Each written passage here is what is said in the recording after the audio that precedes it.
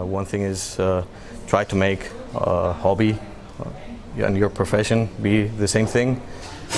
Work on something you like. If you have to spend a lot of time working, you should like it.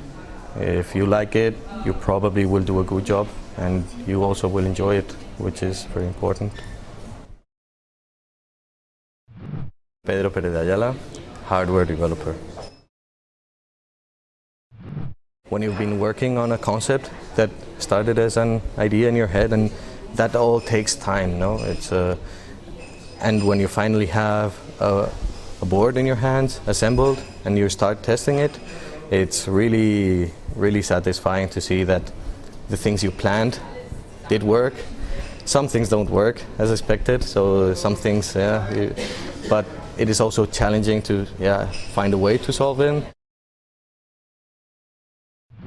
You always have to be thinking about complexity, so you should always try to do the simplest solution that solves the problem, and that is a very big limitation also.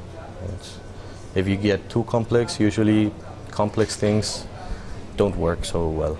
You can have a solution in your mind, you can be sure that it will work, and it could get discarded because since doing hardware is long term, you have to make good decisions early, and maybe sometimes that decision is made in a group and it could not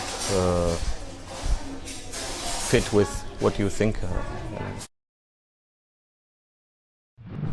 Omicron is a company that manufactures and designs electrical testing equipment, and my job here is designing the hardware of those equipment. Usually I work in my office and solving problems. Some of them you can anticipate, some of them arise as the result of tests you make or things you realize. That idea you have, you try to bring it to reality, you try to plan it and think in a more specific way how would you do it, no?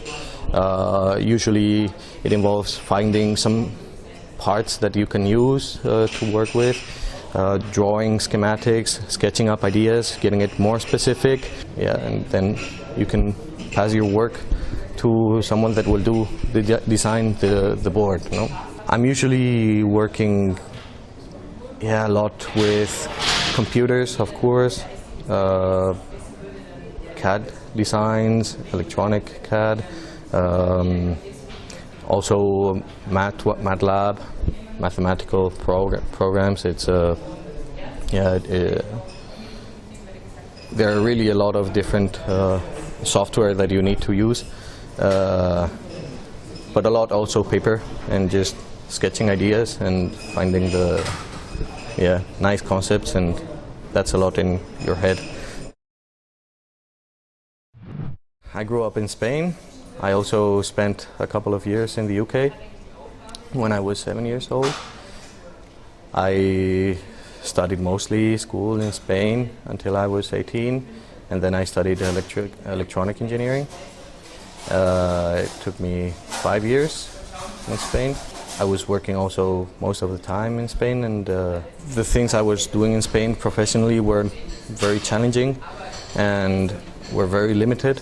So I wanted to seek for other opportunities in more innovative places, and that's when I found Omicron. It looked like a nice place, and I've been here for the last 10 months now.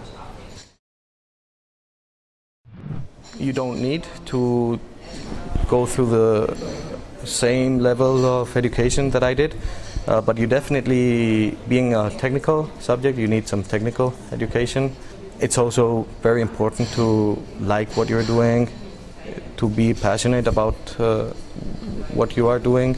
And I think with a different level of education, you can perfectly compensate if you're interested and the field is something that motivates you.